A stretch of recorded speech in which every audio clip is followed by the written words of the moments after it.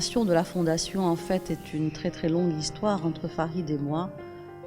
C'était donc pendant près de 15 ou 16 ans, on en parlait, etc. On avait fait une petite tentative dans la fin des années 90, mais en fait, Farid n'a jamais osé passer à l'acte de son vivant. Mais moi, je lui ai toujours dit, si je ne pars pas avant toi, je le ferai. Et évidemment, donc au lendemain du décès, évidemment, je lui avais à ce moment-là, pendant qu'il était malade, je lui avais réellement promis de faire la fondation.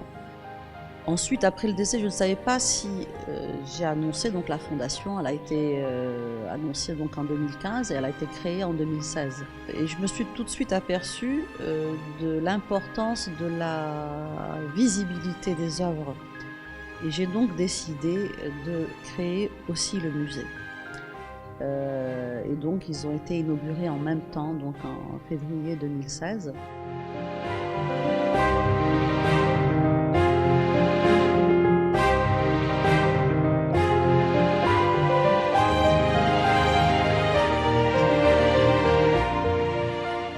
Cette fondation a été créée pour perpétuer le rayonnement de l'œuvre de Farid.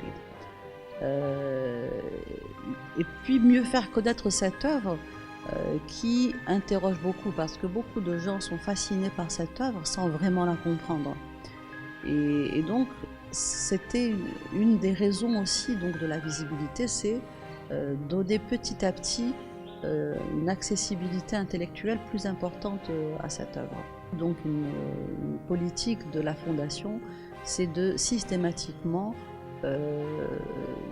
faire des vraies publications avec des vrais écrivains, des vraies réflexions, et de publier des livres, non pas des catalogues, de manière à archiver, si vous voulez, tout ce travail pour la longue durée. Nous sommes en train donc on a démarré depuis plus d'1 an et demi le travail du catalogue raisonné, qui était aussi un des objectifs principaux du projet de la Fondation, et on espère donc avoir les 2 premiers volumes pour 2020. On a aussi donc dans le projet, donc depuis le début, j'ai souhaité soutenir des jeunes artistes, donc des lauréats des écoles des beaux-arts.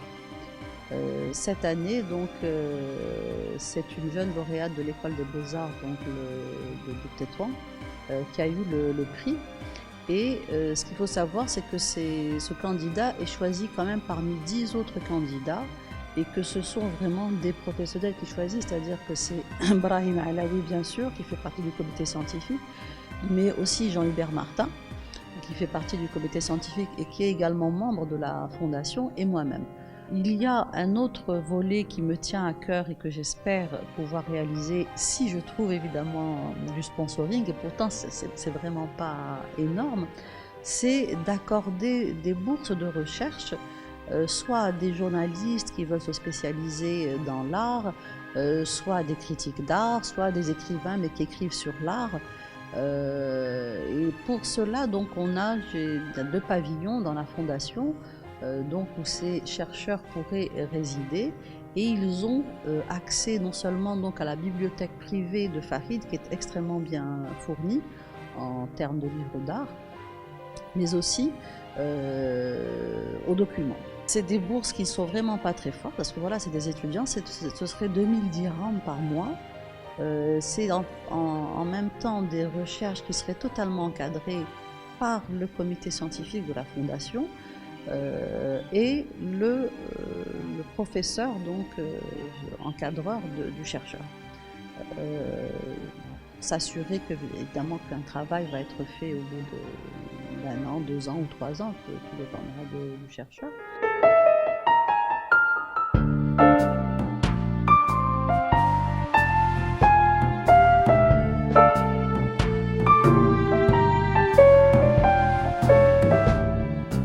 Il y a la collection permanente, bien sûr, dans le musée, et il y a donc 2 salles pour des expositions temporaires. Et aujourd'hui, il y a une exposition extrêmement importante, historique, sur les cols de Casablanca, puisque Farid, à partir de 62, va prendre la direction de cette école. Et il va en changer évidemment tous les principes d'enseignement et les méthodes d'enseignement. Je suis très très heureuse de pouvoir donc l'annoncer. Il va y avoir en novembre 2020 une rétrospective de Farid Belkaya au Centre Pompidou. Et je pense que c'est vraiment une grande première. Et j'en suis à la fois fière, heureuse et honorée, puisque voilà, ce sera déjà une grande partie de la fondation, des souhaits de la fondation qui seront aboutis grâce à cette exposition.